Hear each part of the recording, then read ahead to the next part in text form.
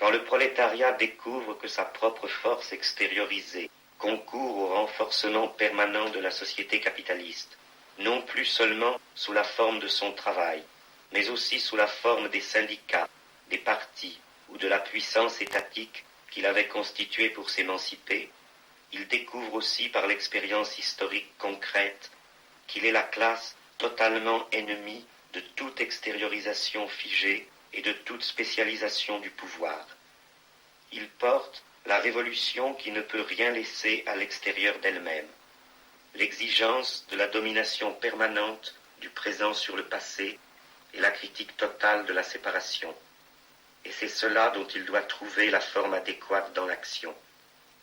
Aucune amélioration quantitative de sa misère, aucune illusion d'intégration hiérarchique ne sont un remède durable à son insatisfaction, car le prolétariat ne peut se reconnaître véridiquement dans un tort particulier qu'il aurait subi, ni donc dans la réparation d'un tort particulier, ni d'un grand nombre de ses torts, mais seulement dans le tort absolu d'être rejeté en marge de la vie.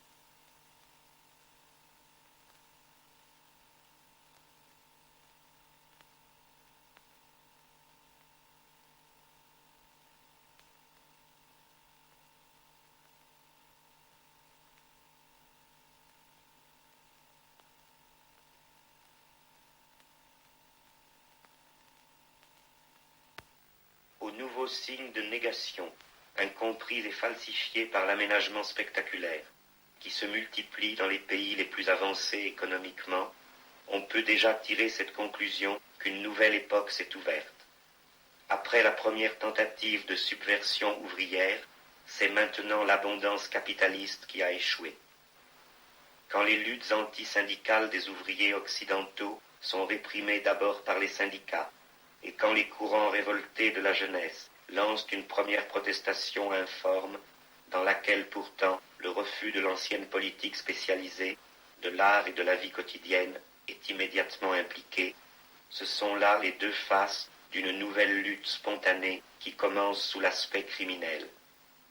Ce sont les signes avant-coureurs du deuxième assaut prolétarien contre la société de classe.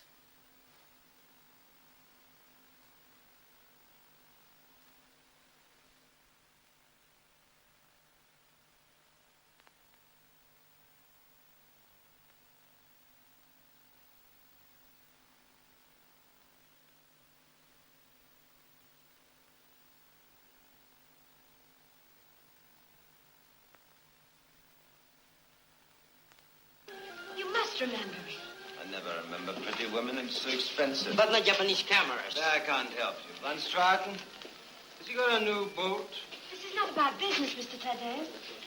We just want you to do us a favor. I never do favors. We only want a little information about Poland. I never give in. Poland.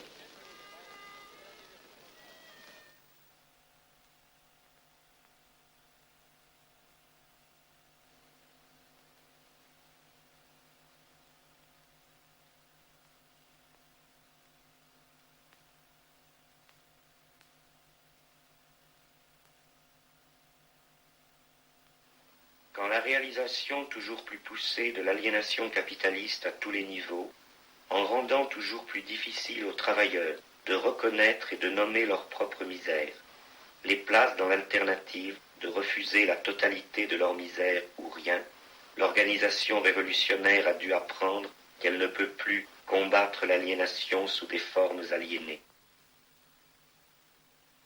Le développement même de la société de classe jusqu'à l'organisation spectaculaire de la non-vie mène donc le projet révolutionnaire à devenir visiblement ce qu'il était déjà essentiellement. La théorie révolutionnaire est maintenant ennemie de toute idéologie révolutionnaire, et elle sait qu'elle l'est.